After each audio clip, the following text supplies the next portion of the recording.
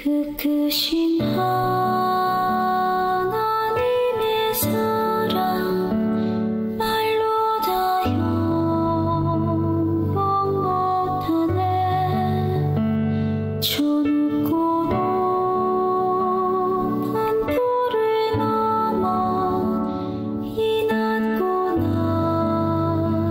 낮은 땅 위에 죄 지은 영혼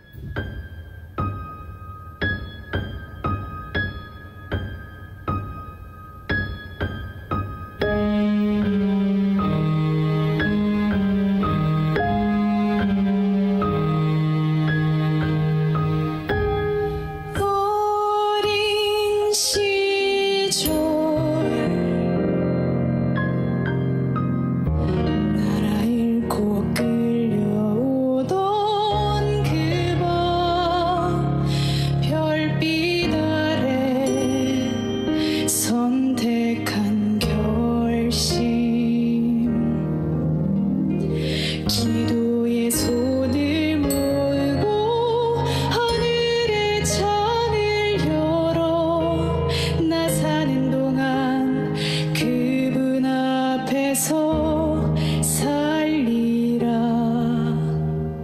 그 결심 그 믿음으로 시련 가운데 외롭지 않던 인생 그분 앞에서 사랑과 의미로 행복했던 날들 이제와 예감 여기 선포되고 나를 보는 수많은 시선들 이번 다시 나는 별빛 아래 서서 조용히 나에게 물어본다. 나의 너된 것은 무엇이고 영혼 속 스쳐가는 존재의 그 존재의 의미는 무엇일까?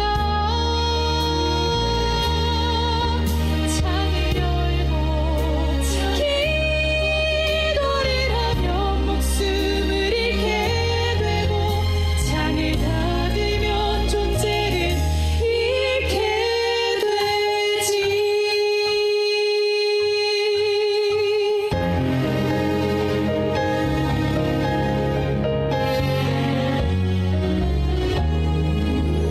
창을 열고 기도를 하면 목숨을 잃게 되고 창을 닫고 기도를 멈추면 존재를 잃게 되지.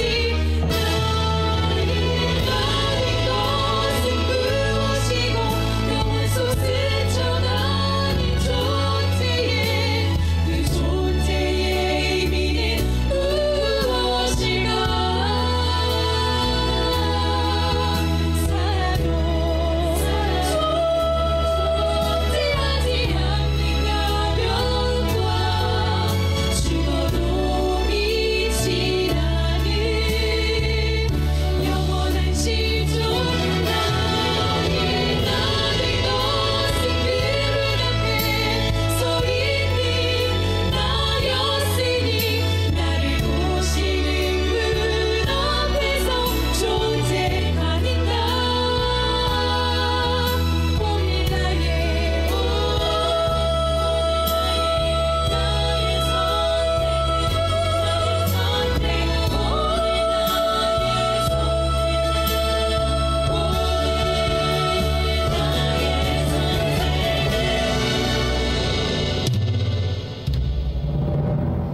창을 열어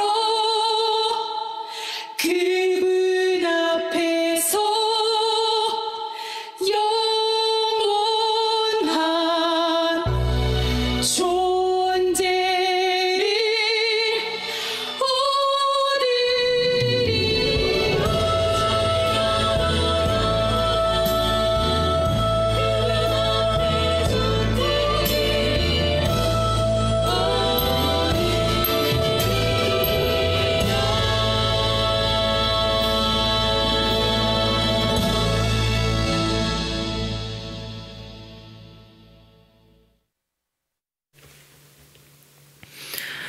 사랑의 아버지 하나님, 또 한 주간도 주님 안에서 주의 사랑하는 백성들을 안전하게 보살펴 주시고 지켜주시다가 또 이 시간 주의 말씀을 듣기 위하여 이 안식일을 기억하여 거룩히 지킬 수 있도록 주의 앞으로 우리의 마음을 모아주시니 감사합니다.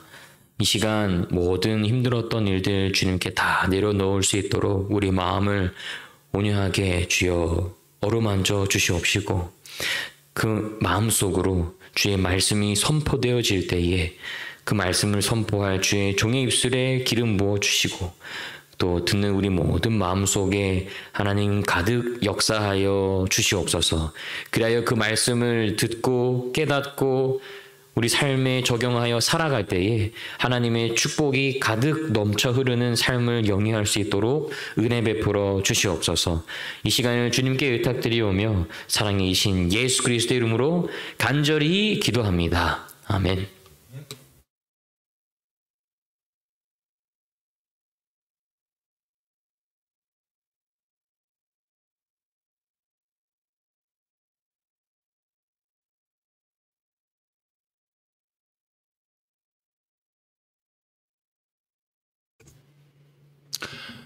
사랑하는 성도님들, 지난 한 주간 평안한 삶을 보내셨습니까? 유달리도 비가 많이 오고 특히 추워질 때 이렇게 비가 오면 뭔가 뼈까지 시리는 그러한 시기가 아닌가 생각이 듭니다. 하지만 하나님께서 우리의 삶에 이르러오는 이 비와는 관계없이 말씀과 예수 그리스도의 은혜를 통하여서 영원히 쾌청한 가을과 같은 여러분들의 인생길을 예비하셨습니다.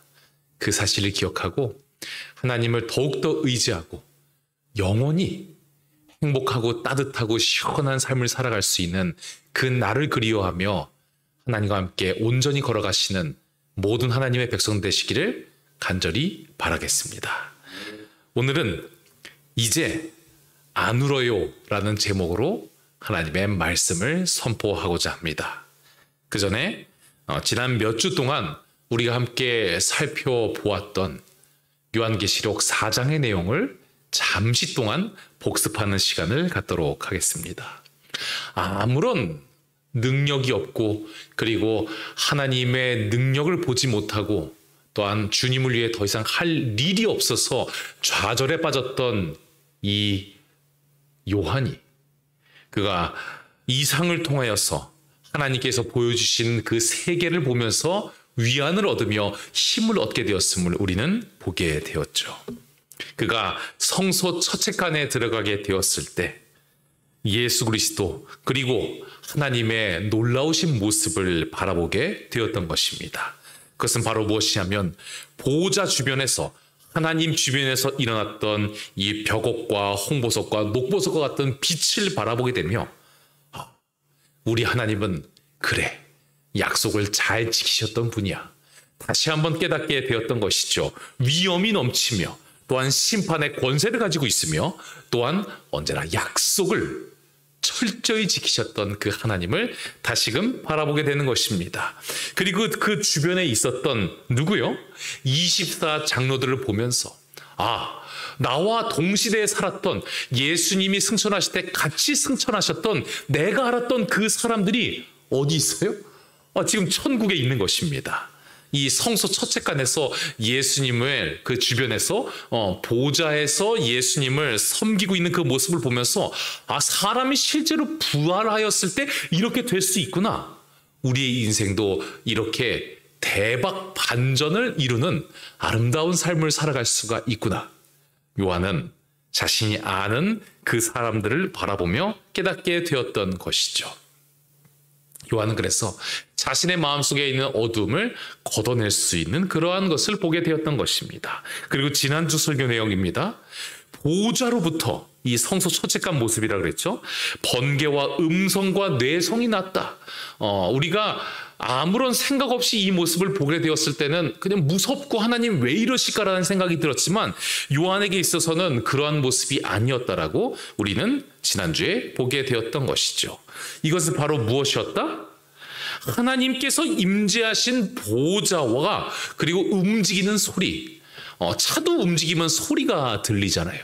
요즘에는 전기차가 움직일 때 너무 조용해서 수많은 시각장애인들이 일부러 소리는 안 나지만 차 움직이는 소리 음을 좀 넣어달라 그래서 전기차가 움직일 때 일부러 스피커에서 차 움직이는 소리가 난다고 하죠.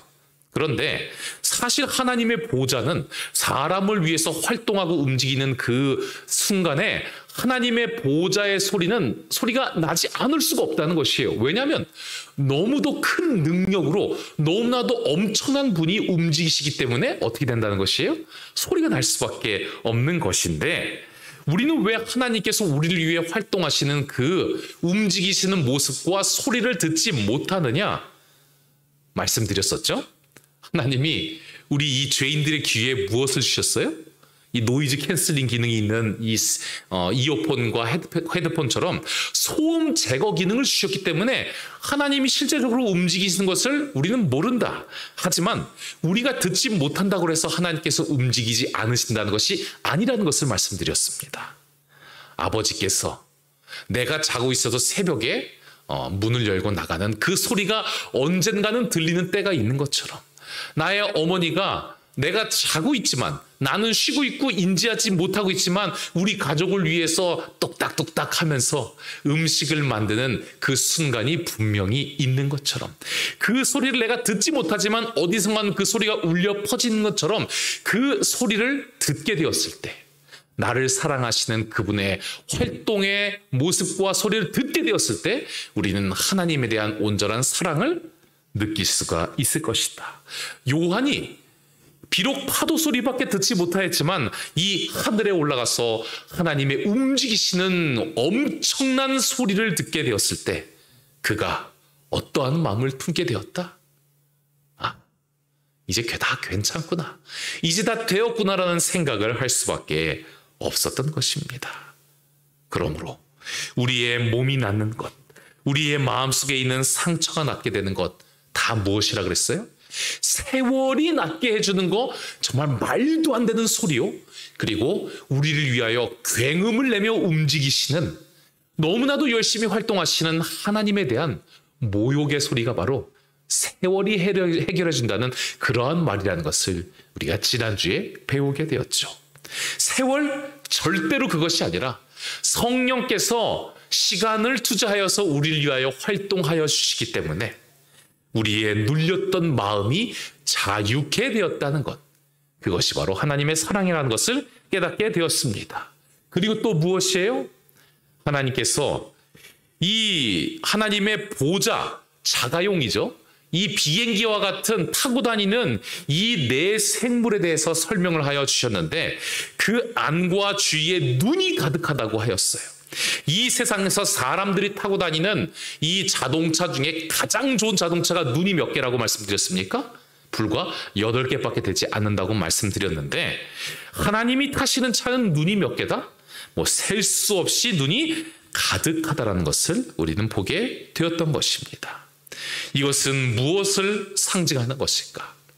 바로 하나님께서 이 자동차를 통하여서 그리고 하나님 본체를 통하여서 이 지구에 살고 있는 수많은 사람들을 눈동자와 같이 지키시면서 빈 공간이 없이 우리를 완벽하게 바라보고 계시는 하나님.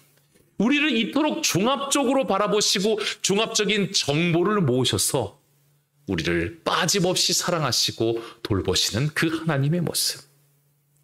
이 모습을 바라보며 사도 요한은 어떠한 말을 뱉을 수밖에 없다고 말씀드렸습니까? 그럼 그렇지. 그럼 그렇지. 우리 하나님이 어떤 분이신데 내가 이 끓는 기름에 튀겨지더라도 나를 막지 않으시던 하나님, 살리기만 하시고 나를 밤무섬에 쫓겨날 때에 막지 않으시고 나를 방치하시는 그런 하나님 아니시지. 그럼 그렇지. 나를 위하여 이 뇌성과 같은 소리를 내면서 가장 열심히 활동하시는 가장 친절하고 가장 사랑 넘치는 그 열정로 지으시는 분이 나의 하나님이시지. 그럼 그렇지. 나를 수많은 눈으로서 셀 수 없는 눈으로서 나의 삶을 바라보시고 지구의 역사를 돌보시는 분이 우리의 하나님이셨지. 그러면 그렇지. 그것이 바로 보호자를 바라보고 그 아래에서 그 보호자를 섬겼던 내 생물을 바라봤던 이 사도 요한에게 주어졌던 놀라운 특권이었음을 우리는 지난 시간 배우게 되었던 것입니다. 이제 우리는 새로운 설교 제목으로 하나님의 말씀을 듣고자 합니다. 무엇입니까? 이제 안 울어요. 요한이 왜 안 울게 되었을까요? 하나님의 말씀 요한계시록 5장 1절로 4절까지의 말씀을 제가 봉독하겠습니다. 내가 봄에 보좌에 앉으신 이의 오른손에 책이 있으니 안팎으로 썼고 7인으로 봉하였더라.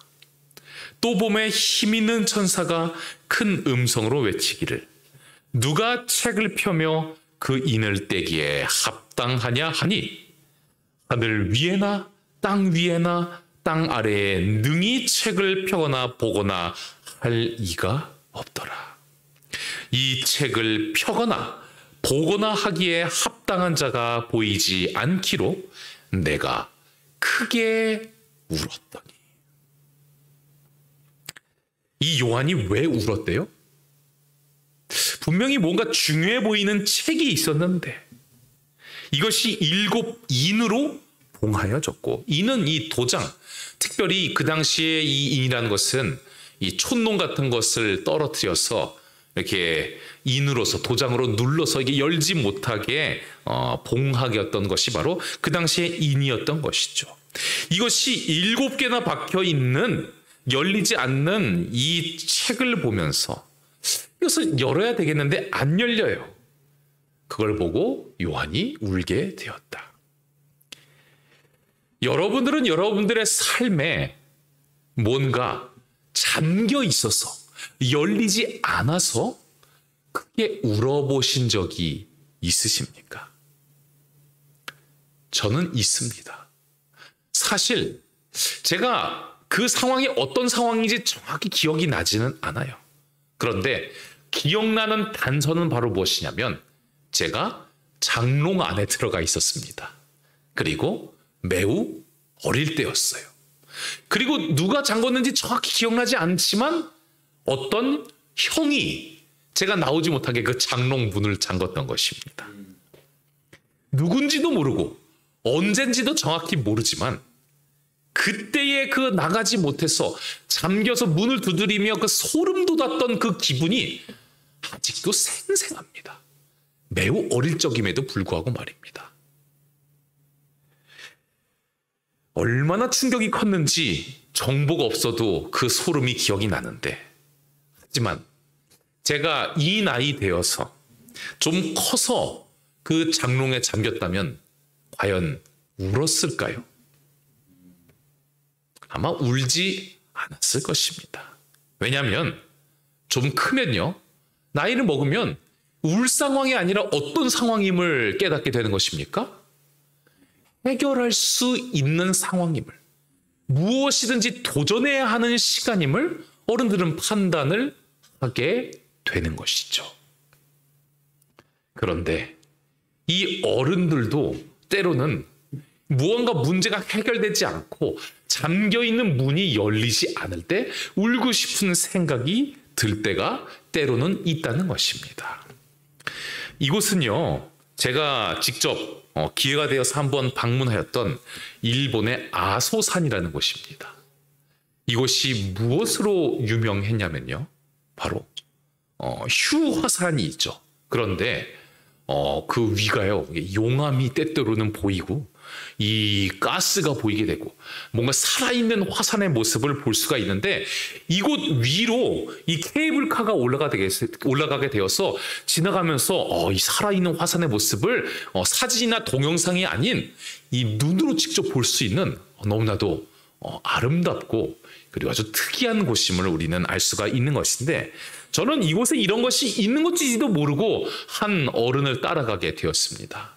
그 어르신이 이 아소산을 간 이유는, 아니요, 아소산을 가는 이유가 아니라 이 일본 여행을 간 단 하나의 이유는 이 바로 움직이고 있는, 살아 숨쉬고 있는 화산의 이 분화구 모습을 보기 위하여 가게 된 것입니다. 저는 저의 의지가 아니고 그 어르신 때문에 이곳을 가게 되었던 것이죠. 그 어르신의 마음이 얼마나 흥분되고 긴장이 되고 기대감이 넘쳤을까요? 왜냐하면 그토록 보고 싶었던 이곳을 큰 돈을 들여 가게 되었기 때문에 이제 이 아소산 앞에 있는 이 출입구를 지나서 케이블카만 타면 이제 그 분화구의 모습을 보게 되는 것입니다. 그런데 뭔가 좀 분위기가 이상해요. 알아들을 수 없는 이 일본어로서 이 가이드와 그리고 그 출입구를 지키고 있는 이 문지기 분과 함께 심각한 이야기를 하게 됩니다. 그리고는 우리를 전혀 예상치 못한 곳으로 안내하셨습니다. 바로 한 TV가 있는 곳으로 저희를 안내하시고요. 무엇이라고 말씀을 하셨냐면, 오늘은 이 분화구에서 이 가스가 너무 많이 나오기 때문에 이 케이블카를 타고 그곳을 올라가서 가스를 마시게 되면 사람들이 즉시로 기절하고 생명을 잃을 수가 있기 때문에 정말 아쉽지만 오늘은 케이블카를 타지 못하는 날입니다. 그러므로 오늘 이 아소산의 분출 장면을 제대로 찍은 화면을 보고 돌아가시면 되겠습니다라고 이야기를 하게 되었던 것이죠. 자, 그 어르신 어떠한 생각을 하셨을까요? 어떠한 기분이 드셨을까요? 이거 하나 보러 여기 왔는데 집에서도 볼 수 있는, 오히려 집에서 보는 TV보다도 화질이 떨어지는 이 아소산의 분출 장면을 보고 있을 때 이 가슴에 어떠한 감정이 일어났을까요? 우라통이 터집니다. 얼굴이 새빨개지는 그 어르신을 보게 되었습니다. 가이드에게 뭐라고 이야기하면서 화가 나서, 하지만 화를 제대로 낼 수도 없고 울먹울먹거리는, 너무나도 억울하고 아쉽잖아요. 이거 하나 때문에 왔었는데, 이것 때문에 수많은 시간과 재정을 투자하게 되었는데 이걸 못 보다니. 울기 직전까지 갔던 그 어르신의 모습을 보게 되었지만 그 어르신은 끝끝내 울지 않으셨습니다. 왜냐하면 어린 아이가 아니기 때문입니다. 그래도 어른으로서, 이성으로서, 체면으로서 다 참게 되는 모습을 보게 되는 것인데, 요한계시록 5장의 요한은 아니 이 책이 도대체 뭐라고, 이 임봉대에 있는 두루마리가 뭐라고 그게 안 열려있다고 우냐는 것이에요. 어른 정도가 아니고요, 대단히 연세가 들게 되었던 어르신이었어요. 펑펑 울었습니다. 그 이유가 무엇일까? 그 기분을 우리가 간접 체험을 해보도록 하겠습니다. 여러분, 어른들로 뭔가 문이 열리지 않았을 때 울지 않을 수 있어요. 울을 수도 있습니다. 자, 이 스테판 토마스라는 사람은 울 수밖에 없는 상황에 처하게 됩니다. 이 사람은 어떠한 사람이냐면요, 이 비트코인입니다. 이 비트코인을 운용할 수 있고, 그리고 현금으로 바꾸려면요, 비트코인에 들어가는 비밀번호가 필요하다고 합니다. 저도 해보진 않아서 잘 모르지만 그렇다고 합니다. 이 비밀번호를요, 정해진 여러 번 이 비트코인 암호를 제대로 넣지 못하면요, 비트코인에서 경고를 하기 시작한다고 합니다. 이제 비트코인 암호를 넣을 수 있는 기회가 몇 번 남았습니다. 이 몇 번 넣지 못하면, 정답을 넣지 못하면 당신은 모든 비트코인 금액을 잃게 될 것입니다라고 경고를 한다고 합니다. 그런데 이제 여러 번 넣다가 이후 2번밖에 기회가 남지 않았어요. 그런데 더 이상 비밀번호, 이 암호를 넣을 수가 없어요. 왜냐하면 스테판 토마스가 이 비트코인 내에 가지고 있었던 금액은, 그의 자산은 바로 얼마였냐면 2,600억이었기 때문입니다. 여러분, 눈물이 날까요, 안 날까요?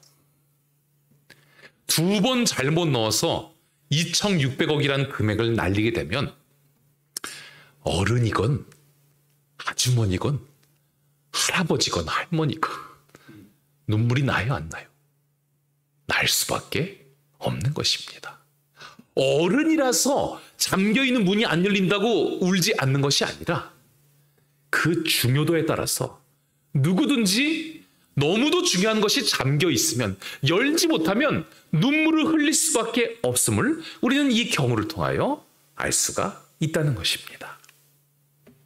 자, 이제 요한을 우리가 좀 우습게 보지 않았으면 좋겠습니다.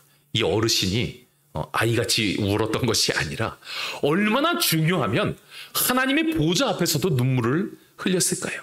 도대체 이 하나님의 보좌의 오른손에 있는 책, 이게 좀 오역입니다. 성경에 이 오른손의 책이라는 것은 한국에서 잘못 번역을 한 것인데 정확한 번역은 오른쪽입니다.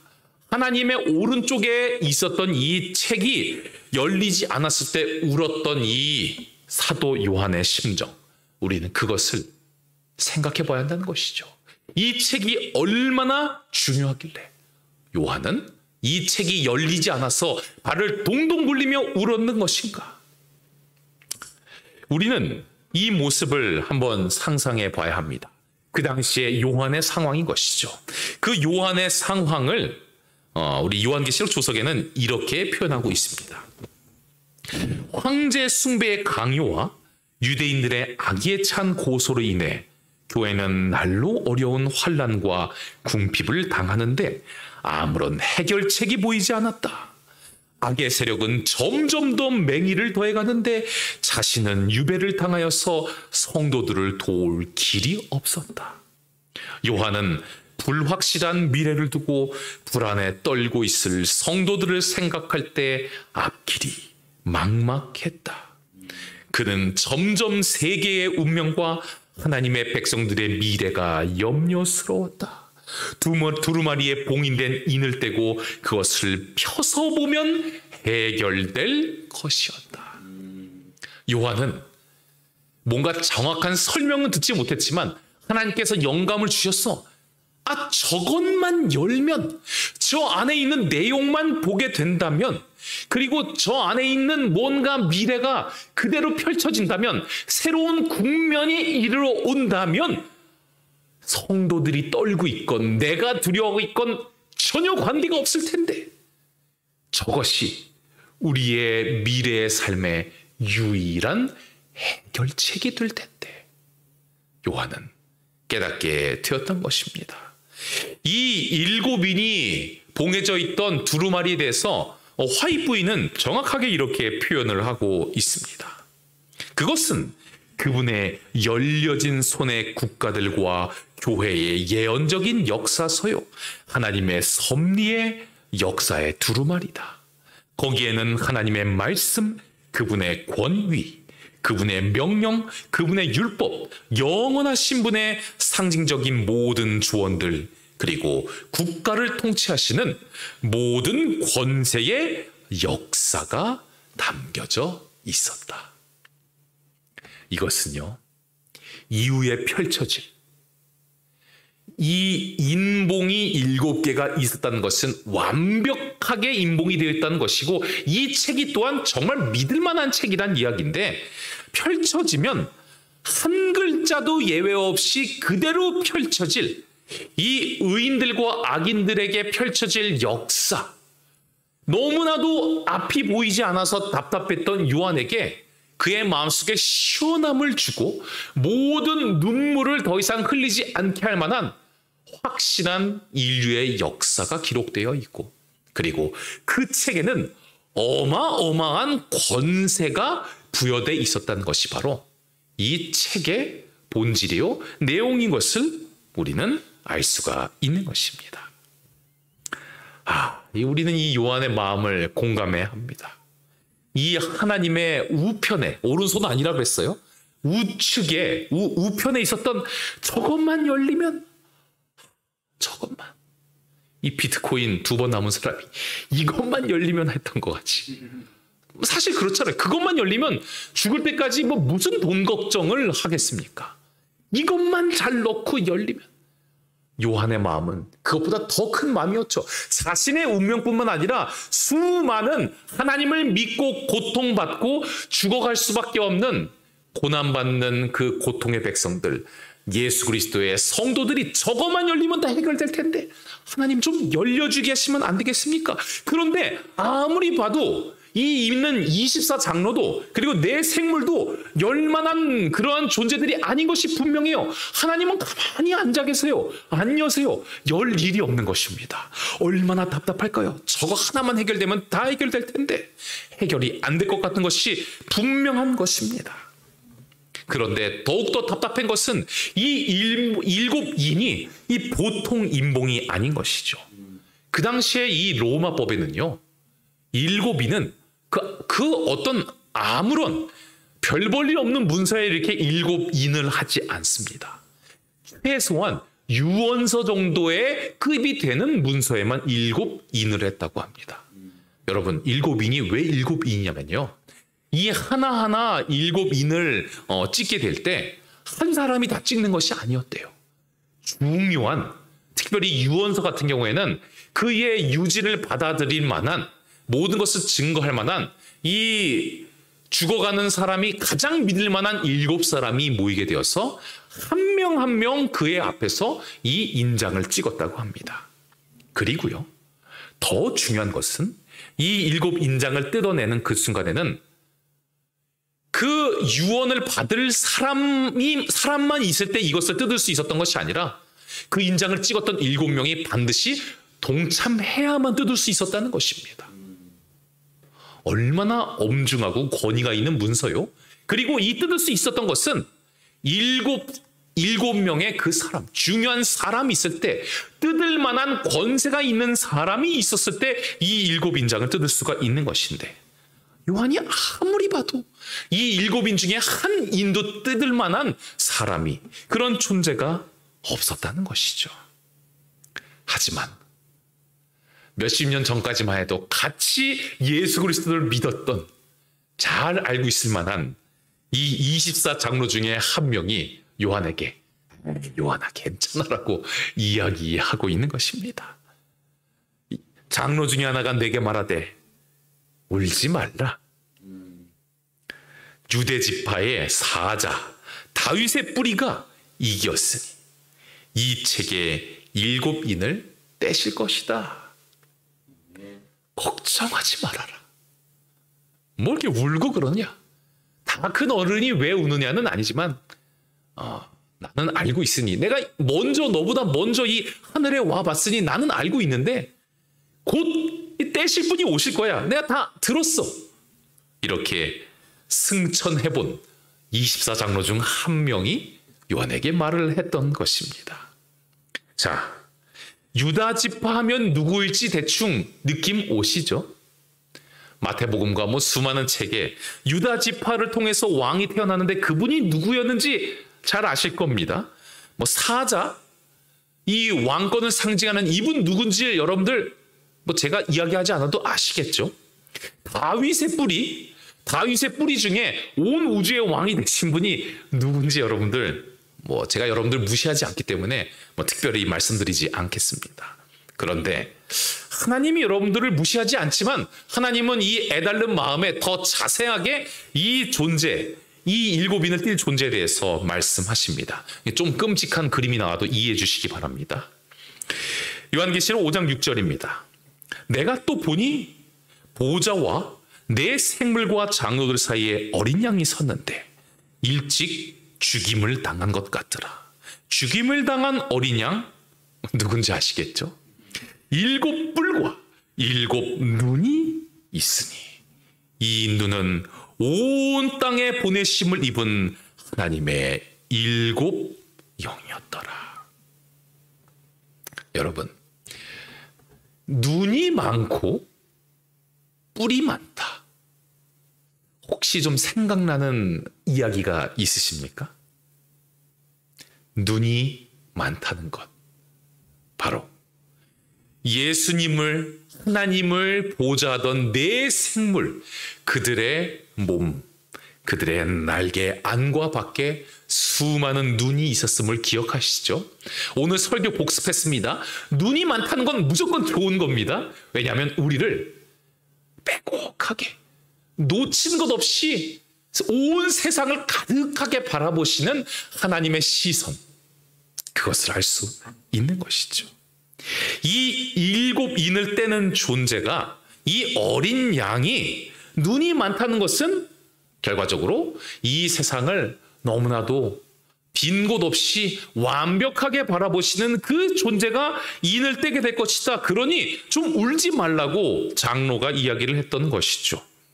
그리고 7 뿔은 무엇을 상징하는 것일까요?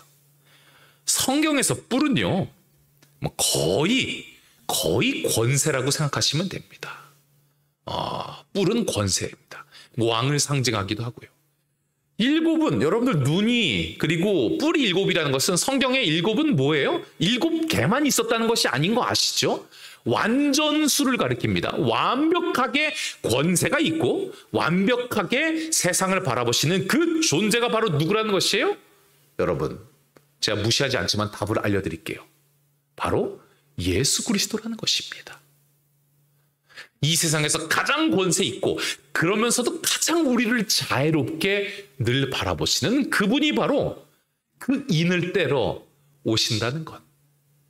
요한과 함께 수년 동안 함께 공생애를 하고 요한을 안아주시고 사랑하시고 기적을 베푸시고 온 인류를 가장 뜨겁게 사랑하실 분이 확실한 분 예수 그리스도께서 이제 그 인봉을 떼러 온다. 인류의 유일한 행복인 그 두루마리를 펼치러 오신다. 이것은 요한에게 어떠한 의미였을까요? 그리고 여러분, 뿔과 눈 하면 생각나는 성경 말씀 혹시 있지 않으십니까? 다니엘서 7장 8절, 교황권, 그리고 결국은 사탄의 세력을 이야기하는 것이죠. 그림이 좀 잘못 나왔어요. 그림은 가운데 있는 뿔이 큰 뿔인데 제가 예전에 사진을 갖고 있었는데 작은 뿔, 작지만 뽑아버리는 힘이 센 그 사진을 다음엔 제가 좀 업데이트해야 되겠습니다. 근데 이 작은 뿔이 새 나라까지 뽑아버리고 멸망시킬 정도로 엄청난 이 교황권, 이 사탄의 세력을 말하는 것인데 뿔이면서 뭐가 있어요? 눈이 있다라고 기록이 되어 있어요. 자, 하나님께서 의도적으로 이러한 말씀을 쓰셨을 거라고 저는 확신합니다. 바로 무엇이냐면 이 사탄도 힘이 있고 교황권도 힘이 있었지만 결국은 뿔 몇 개예요? 1개입니다. 눈 몇 개입니까? 1개예요. 그런데 우리 예수님은 비교해보면 좀 징그럽게는 생겼지만 이 상징이죠. 뿔도 7개요. 눈도 7개요. 양이니까 당연히 뭐도 있어요? 입도 있으시겠죠. 입은 1개네요. 그렇습니다. 어쨌든 뿔과 눈이 완전하게 있다는 것. 결국은 요한에게 있어서 이것은 너무나도 큰 복음의 장미였던 것입니다. 이 로마 황제 때문에 아주 강한 그 당시에 로마 황제의 힘을 느끼게 되었죠. 로마 황제의 이 강력한 작은 뿔의 힘에 휘청휘청거리는 자신의 모습과 그리고 누구의 모습이요? 이 성도들, 참된 의인들의 모습을 보면서 괴로워하고 있었는데 이 단순 수치만 보더라도 1개일 때 예수님은 몇 개예요? 7개인 것입니다. 됐네. 내가 왜 울었을까? 울 필요가 없었구나. 요한이 뻘쭘해하면서 울음을 그쳤을지도 모르겠습니다. 아빠, 우리 집에는 왜 이 벤츠라는 자동차가 없어? 한 아이가 아빠에게 이렇게 물어보게 되었을 때 이 아이의 길을 살려줄 수 있는 최고의 방법은 무엇입니까? 사실 아들아, 지하실을 한번 가보면 비밀이 있단다. 지하실에 갔더니 이 아이가 버릇 없어질까 봐 집이 잘 사는 것을 숨겼어요. 벤츠가 1대가 아니라 몇 대가 있어요? 7대가 있어요. 그러면 이 아이는 어떤 느낌이 들까요? 근데 괜히 벤츠 1대 있는 집 바라보며 울었었네. 우리 아빠가 최고였는데. 이런 느낌이지 않았을까요? 근데 이게 7대가 아니라 무한히 있는, 사탄과는 아예 비교도 안 되는 힘이 어린 양께 있었다. 그분이 인봉을 떼러 오셨다. 이것이 요한에게 어떠한 의미였을지 여러분들은 아실 겁니다. 이것이 바로 여러분들에게 동일한 의미가 되었으면 좋겠습니다. 어린 양이 나와서 보좌에 앉으신 이의 오른손에서 책을 취하시니라. 오른손 아니라고 말씀드렸어요. 이거 오른손이라고 해석하면 하나님이 들고 있는데 이 어린 양 예수님이 뺏은 겁니다. 명확히 헬라어로 오른편입니다. 요한은 이 오른편에 있었던 예수 그리스도의 그 모습을 바라보며 너무나도 감사하고 기뻐하고 위안을 삼을 수밖에 없었던 것입니다. 이제 요한은 자신에게 말을 걸었던 그 장로의 말에 대해서 답변을 할 수 있는 타이밍이 되었죠. 오늘의 설교의 제목입니다. 이제 뭐 할 수밖에 없어요? 울 수가 없어요. 이제 안 울어요. 그랬군요. 좀 진작 알려주시지. 이렇게 생각할 수밖에 없던 것입니다. 여러분, 이 요한이 자신이 그토록 잘 알고 있는 예수님께서 의인들의 유일한 희망이었던 7인을 때려 오셨다는 것은 어떠한 의미일까요? 저희 집 아이들이 집에서 너무나도 재미있게 바라보는 이 설교는요, 정말 죄송하게도 유명한 설교가들의 설교가 아닙니다. 바로 우리 재림교회에서 만들어낸 미디어 센터나 호프 채널 여러 군데에서 만들어낸 어린이 설교를 너무나도 재미있게 봅니다. 그런데 어린이 설교를 제외하고 거의 유일하게 이 어린아이들이 무슨 말인지도 모르는데도 너무 어려운데도 어른들의 말로 진행되는 설교를 잘 보는 설교가 하나 있습니다. 그 설교가 무슨 설교인지 아십니까? 말이 어려워도 중요하지 않아요. 바로 이 설교입니다. 누가 나오는 설교예요? 아빠 나오는 설교예요. 무슨 의미인지 아시겠죠? 내가 잘 아는 분, 나와 친한 분, 그런 분이 이렇게 화면 앞에 나와 있고 설교하는 것 자체는요, 무슨 말을 하는지 몰라도 관계없어요. 나와 저렇게 깊은 관계가 있는 분이 내 앞에서, 그리고 수많은 사람들 앞에서 뭔가를 하고 있다는 것 자체가 행복한 겁니다. 요한에게 이 예수 그리스도의 모습은 얼마나 귀중한 모습이요, 힘이 되는 모습이었을까요? 내가 잘 아는 분이 하나님의 오른편에서 책을 취하신다. 그리고 저 인을 뗄 수 있는 권한이 있는 분이시다. 오늘 설교의 가장 중요한 것이 이 부분입니다. 7인은요, 힘이 있어도 못 됩니다. 반드시 7인을 찍은 7명의 사람이 있어야 뗄 수 있다 그랬었죠. 이것을 뗄 만한 권한이 있는 분, 그리고 아버지 하나님, 온 우주의 왕 옆에서 동일한 위치에서 이 두루마리를 떼는 존재, 뗄 수 있는 권한이 있는 존재는 누구밖에 없어요? 왕밖에 없다는 것을 우리는 기억해야 한다는 것입니다. 여호와의 우편에서 인을 떼는 그 왕, 바로 수많은 천사들과 그리고 24장로와 내 생물 앞에서 이 인을 떼는 이 광경은요, 다른 게 아니라 예수 그리스도, 이 땅에서는 그렇게 하지 못하셨지만 하늘에 올라가서 예수 그리스도께서 피를 통하여 모든 것을 이루셨던 온 우주의 왕, 그분의 즉위식이라는 것이 밝혀졌던 것입니다. 요한은 이제 더 이상 전혀 울 필요가 없어졌습니다. 도대체 예수님이 뭐 하시는지 요한은 잘 몰랐죠. 내가 이렇게 외롭게, 그리고 하나님을 위해서 좀 일하고 싶은데 저를 왜 가두십니까? 도대체 예수님 뭐 하십니까에 대한 모든 답을 요한은 보호자의 광경을 통하여 깨닫게 되었던 것입니다. 지금 예수님이 놀고 계신 것이 아니라 온 우주의 공식적인 왕으로 취임하셨구나. 예수님께서 라오디게아 교회에게 이기는 자에게는 하나님의 보좌 우편에 앉게 해주신다고 했는데 너희들만 앉으라는 것이 아니라 예수님이 먼저 가서 앉으시고 우리를 데려오시는구나. 그것을 요한은 확신하게 되었던 것입니다. 요한이 얼마나 민망하고 정말 부끄러웠을까요? 예수님이 이거 하러 가셨는데 내가 뭘 이렇게 울었지? 뭘 그렇게 두려워했지? 7 인봉 당연히 뛰실 분이 예수님밖에 없었는데 내가 뭘 그렇게 의심하고 울었을까? 괴로워할 수밖에 없었던 것이죠. 여러분, 세상에는 자유이용권, 프리패스들이 있습니다. 그 하지 못했던 이유에 대해서 모든 것을 설명할 만한 프리패스 이유들이 있어요. 예를 들어서 너무도 중요한 약속을 누군가 지키지 않았어요. 그런데 아니 그 약속을 왜 안 지켰습니까? 라고 질문을 하게 됐을 때 그분께서 프리패스를 딱 말씀하시면 그럴만 했군요. 약속의 중요도와 관계없이 제가 이해합니다. 이럴 만한 이유들이 있어요.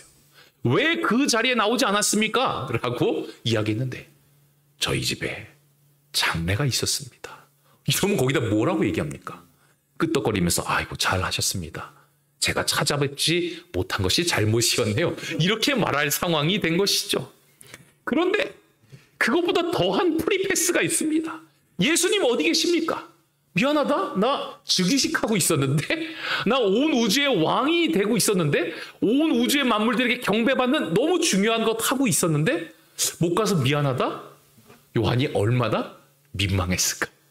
아니 즉위식을 하는데 예수님께서 어떻게 요한 주변에 와 계셨겠습니까? 그리고 즉위식을 한다는 것은 수많은 천만 천사들과 함께 더 인류를 잘 돌보고 의인들을 잘 살핀다는 의미인데 땡깡 부리고 두려워했고 눈물 흘렸던 자신의 그 어리석음에 민망해할 요한을 우리는 바라봐야 한다는 것이죠. 그리고 여러분들은 혹시 예수님께 땡깡 부리고 지금 내가 이렇게 아픈데 이렇게 괴로워하고 있는데 내가 주를 위하여 이렇게 헌신하는데 왜 나를 위하여 나를 돌보지 않으십니까? 혹시 그렇게 눈물 흘리신 적이 있으십니까? 그렇다면 요한의 심정을 갖게 되시기 바랍니다. 좀 민망해 하시기 바라요. 예수님이 우리의 왕이 되셔서 지금 우리 옆에 성유신 하셨던 제자들 옆에 있었던 것처럼은 오지 못하시는 것이 예수님의 상황인 것이다. 하지만 예수님은 아까 양이 어땠다 그랬어요? 눈이 7개. 빠짐없이 우리의 삶을 바라보시고 돌보시고 우리의 미래를 준비하고 계신다. 그러므로 사랑하는 성도님들이시여, 눈물이 나더라도 요한의 심정으로, 요한이 봤던 그 충격으로 모든 눈물을 예수 그리스도와 함께 닦아내시는 하나님의 백성들 되시기를 바라겠습니다. 예수님께서 여러분들에게 분명히 펼쳐질 내용이 적혀있는 이 두루마리를 여시는 분이신데 무슨 걱정할 필요가 있겠습니까? 저 예수님만 우리가 잘 믿고 바라보고 예수님과 긴밀한 관계만 맺고 있다면 걱정할 필요가 없는 것입니다. 내가 지금 좀 아파도 좀 힘들어도 괜찮은 것이에요. 왜냐하면 이것과는 비교할 수 없는 하늘의 영광과 복이 여러분들과 모든 백성들의 삶에 이르러 것이 분명하기 때문입니다. 그러므로 여러분들의 인생이 이 요한처럼 그 어떤 기쁨을 누리지 못하며 때로는 너무나도 외롭고 때로는 너무나도 이 바닷바람을 맞는 것처럼 시린 그런 삶을 살지라도 요한이 바라보았던 하늘을 함께 바라보며 여러분들의 눈과 가슴에 흐르는 그 눈물을 닦아내게 되는 하나님의 백성들 되시기를 바랍니다. 여러분은 그래도 됩니다. 하나님이 여러분들의 그 모든 것을 충분하게 증명하여 주셨기 때문입니다. 이 모든 사상이 담겨있는 히브리서 12장 2절의 말씀을 함께 읽으시면서 오늘의 말씀을 마치고자 합니다. 함께 읽으시겠습니다. 시작. 믿음의 주요 또 온전케 하시는 이인 예수를 바라보자. 저는 그 앞에 있는 즐거움을 위하여 십자가를 참으사 부끄러움을 개의치 아니하시더니 하나님 보좌 우편에 앉으셨느니라. 예수님께서 모든 고난을 참으신 이유, 그것은 바로 여러분들의 즐거움을 위해서입니다. 이 땅의 즐거움 아니고요. 영원한 하늘, 성소에서의 여러분들의 즐거움을 위하여 절대로 없어지지 않을, 사그라들지 않을 불완전한 즐거움이 아니라 완벽한 7개의 즐거움을 위하여 예수님께서는 고난을 참으셨습니다. 그리고 하나님 보좌 우편에 앉으셨습니다. 그러므로 힘들 때마다 요한계시록 5장의 말씀을, 히브리서 12장의 말씀을 반드시 암송하고 기억하시기 바랍니다. 그래, 예수님이, 내가 잘 알고 있는 예수님이 저렇게 저 자리에 앉아 계시고 세상 역사를 주관하시는데 7인을 떼시면서 우리에게 복의 길을 다 알려주시는데 내가 무슨 걱정을 할 필요가 있을까? 결국 나는 잘 될 것이다. 이제 나는 더 이상 울지 않게 될 것이다. 그 요한의 믿음을 얻게 되시는 모든 하나님의 백성들 되시길 바라며 오늘의 말씀을 마치도록 하겠습니다. 기도하겠습니다. 우리의 구원자 되시는 아버지 하나님, 우리를 얼마나 사랑하시는지 7 뿔과 7 눈을 가지신 어린 양 예수 그리스도를 통하여 하나님의 마음을 보여주심에 감사드립니다. 모든 고난받는 의인들의 유일한 희망인 7인이 적혀있는 두루마리를 우리에게 보여주시고 대관식 후에 그 모든 인을 떼시는 하나님의 모습을, 예수 그리스도의 모습을 우리에게 소개하여 주신 그 놀라운 사랑에 감사드립니다. 아버지 하나님, 우리의 가슴이 시릴 때마다, 우리의 눈에서 고통의 눈물이 흐를 때마다 7인을 떼시는 만왕의 왕 예수 그리스도, 우리의 모든 삶을 영원한 하늘까지 이어주실 대제사장 예수 그리스도를 바라보는 우리가 될 수 있도록 인도하여 주시옵소서. 이 땅에서 우리가 누리는 모든 행복과 기쁨들이 유한하며 잠시 잠깐 후면 사라지고 우리의 죽음을 통하여 잊지도 않았던 것 같은 그러한 역사가 펼쳐짐을 우리는 잘 알고 있습니다. 하지만 영원한 우리의 즐거움을 위하여 모든 고통을 참으신 예수 그리스도를 바라보며 아버지 하나님의 보좌 우편에서 우리를 안심시키기 위하여 인자하게 바라보시는 예수님을 바라보며 모든 고난과 고통을 이겨내는 하나님의 자녀되게 인도하여 주시옵소서. 그 예수님 덕분에 우리는 아파도 됩니다. 우리는 고난받아도 됩니다. 우리는 죽어도 됩니다. 그 확신을 주시는 간절히 기도드리옵나이다. 아멘.